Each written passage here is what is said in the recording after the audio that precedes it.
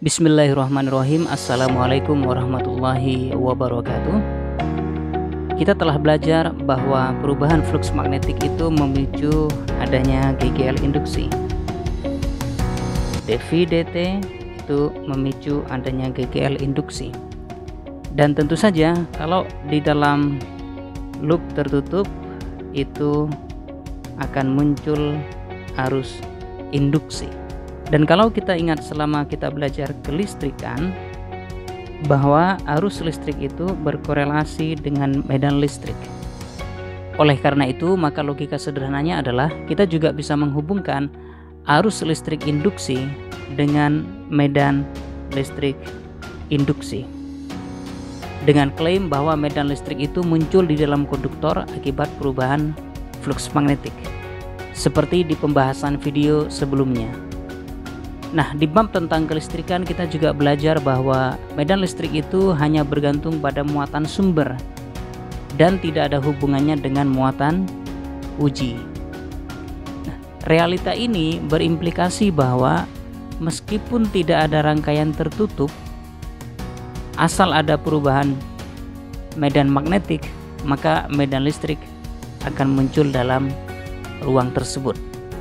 Perhatikan gambar berikut ini. Jika di dalam medan magnet yang konstan B, tanda silang ini, diletakkan kawat melingkar dengan jari-jari R, maka tidak akan ada GGL induksi yang muncul. Arus listrik juga tidak muncul, pun medan listrik induksi juga tidak akan muncul. Ini karena tidak ada perubahan flux magnetik. Ingat, kalau perubahan flux magnetik itu sama dengan 0, maka GGL akan sama dengan 0.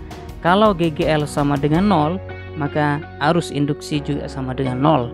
Itu bermakna bahwa medan listrik induksi tidak ada. Satu-satunya cara untuk menjadikan epsilon GGL induksi tidak sama dengan 0 atau ada adalah dengan membangkitkan perubahan flux magnetik. Dan salah satu cara untuk menjadikan adanya perubahan flux magnetik ini adalah dengan menjadikan bahwa medan magnet ini mengalami perubahan. Kalau ada perubahan medan magnet yang menembus luasan ini, maka perubahan flux magnetik muncul. Oleh karena itu GGL induksi akan muncul. Dan karena di sini ada rangkaian loop tertutup, maka arus induksi juga akan muncul. Tapi perlu diperhatikan bahwa medan listrik induksi itu tidak mesti mensyaratkan adanya loop tertutup. Ini hanyalah visualisasi supaya kita tahu bagaimana korelasi antara medan listrik dengan perubahan medan magnet. Dan untuk mengetahui ilustrasi itu, kita lihat sekarang bahwa jika medan magnetik ini berubah dan muncul GGL induksi, maka arus di dalam loop ini arahnya ya sesuai dengan arah lingkaran ini. Oleh karena itu, maka medan listrik wajib arahnya menyinggung lingkaran ini. Jadi ini adalah gambar dari medan listrik E. Nah, dalam konteks ini, medan listrik yang dihasilkan akibat perubahan medan magnet ini termasuk kategori medan listrik non-Coulomb. Bedanya dengan medan listrik Coulomb, medan listrik Coulomb itu dipicu oleh muatan listrik baik positif atau negatif, dan ini adalah medan konservatif. Kalau medan listrik non-Coulomb, medan listrik non-Coulomb ini dipicu oleh medan magnet yang berubah terhadap waktu, delta B per delta T atau dB dt. Nah, sekarang kita lihat bahwa muatan yang ada di dalam kawat melingkar ini itu mengalami gaya listrik F sama dengan Q dikalikan E. Dalam hal ini E nya adalah medan non-Coulomb. Keduanya ini, baik medan listrik Coulomb dan medan listrik non-Coulomb, itu juga sama-sama menghasilkan gaya listrik, tetapi sumbernya beda. Sementara itu, usaha yang dikerjakan akibat medan listrik itu besarnya adalah Q dikalikan dengan beda potensial, epsilon.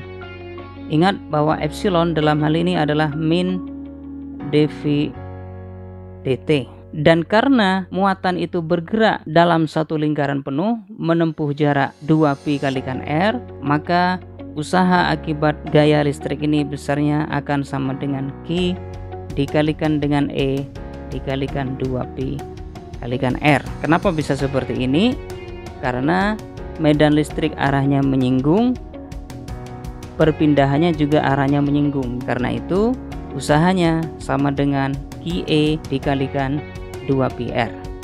Nah, kalau kedua persamaan ini digabung, maka kita akan dapatkan Q epsilon itu akan sama dengan Q E dikalikan 2Pi kalikan R. E sama dengan 1/2Pi kalikan R dikalikan epsilon. Ingat bahwa epsilon sama dengan min dV dt, sehingga ini bisa kita tuliskan menjadi min 1/2Pi kalikan R dikalikan dV dt. Dan dalam hal ini kita tahu bahwa flux magnetik yang menembus luasan lingkaran ini itu V sama dengan B dikalikan A. A-nya adalah luas lingkaran, sehingga kita dapatkan B dikalikan dengan Pi R kuadrat. Kalau persamaan ini kita masukkan ke V yang ada di sini, maka kita akan dapatkan bahwa E, medan listrik yang dihasilkan, itu adalah min 1/2Pi R dikalikan D B Pi R kuadrat dt. Ingat bahwa R itu adalah konstan. Karena R konstan, maka kita bisa dapatkan bahwa medan listrik E sama dengan min 1/2Pi kalikan R dikalikan Pi R kuadrat dB dt. Atau dengan ungkapan lain, E sama dengan min R/2 dB dt. Ini adalah bentuk khusus yang hanya berlaku pada kasus kawat lingkaran itu. Jadi kita bisa simpulkan bahwa medan listrik itu ditimbulkan akibat adanya perubahan medan magnetik, dan medan listrik ini kita sebut sebagai medan listrik induksi. Kalau kita ambil bentuk yang lebih umum, maka kita akan dapatkan bahwa GGL induksi epsilon sama dengan integral E dot ds dalam lintasan tertutup. Pada saat yang bersamaan kita juga punya bahwa epsilon sama dengan min dV dt. Oleh karena itu, jika persamaan yang di sebelah kiri ini digabung dengan yang di sebelah kanan, kita akan dapatkan integral E dot ds, integral tertutup, itu sama dengan min dV dt. Dan ini adalah bentuk umum dari hukum Faraday, bahwa medan listrik induksi itu dihasilkan akibat adanya perubahan medan magnet. Ketika medan magnet itu berubah terhadap waktu, maka kita akan menghasilkan medan listrik induksi. Dan tentu saja sekali lagi bahwa medan listrik induksi ini sifatnya adalah non konservatif dan non coulomb. Dan ini adalah bentuk umum dari hukum Faraday, salah satu dari persamaan Maxwell yang terkenal itu. Sampai di sini akhirnya kita bisa mendapatkan korelasi antara kelistrikan dan kemagnetan, antara kemagnetan dan kelistrikan. Oleh karena itu topik ini disebut sebagai elektromagnetika. Demikian yang bisa saya sampaikan. Terima kasih banyak dan wassalamualaikum warahmatullahi wabarakatuh.